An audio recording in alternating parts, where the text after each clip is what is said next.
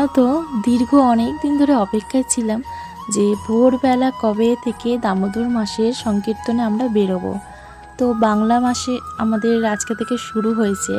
যে মাসটা শুরু হয়েছে ক দিয়ে নাম, আশা করি তোমরা সবাই জানো, বাট আমি নামটা মুখে নেব না, কারণ এই নামটা আমার শ্বশুরমশাইয়ের নাম। তো এই মাসকে কেন দামোদর মাস বলা হয় বা এই মাসের মাহাত্ম্য কী, সেটা আমি যতটুকু জানি তার সংক্ষেপে তোমাদের কাছে শেয়ার করব। পুরো ভিডিওটা দেখার অনুরোধ রইল।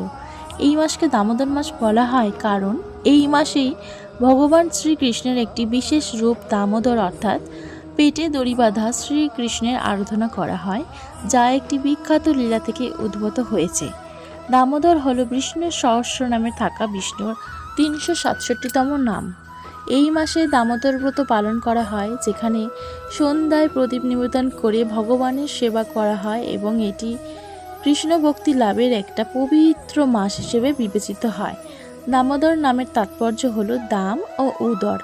দাম শব্দের অর্থ দড়ি এবং উদর শব্দের অর্থ পেট। ছোটবেলায় দুষ্টুমি করার কারণে ভগবান শ্রীকৃষ্ণকে মা যশোদা পেটে দড়ি দিয়ে বেঁধে রেখেছিলেন।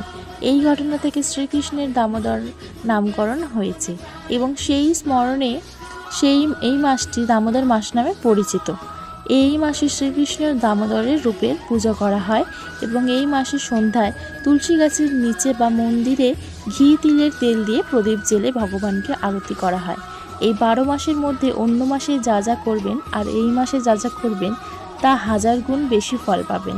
অন্য মাসে কীর্তন করার চেয়ে যা লাভ হয়, এই মাসে কীর্তন করলে বা কীর্তন শ্রবণ করলে তার বেশি 1000 গুণ লাভ হয়। আজকে বেরিয়েছিলাম আমি, আমার শাশুড়ি মা, আমার শ্বশুরমশাই আর আমার পাড়ার কিছু গুরুজনদের সাথে। তো আমরা খুবই আনন্দ করে সংকীর্তন গিয়েছি। সত্যি সংকীর্তনে যে এত আনন্দ যারা করে তারাই বোঝে। অবশেষে একটা কথাই বলি, শুনো শুনো রে ভাই নাম সংকীর্তন, যেই নাম শ্রবণে হয় পাপ বিমোচন।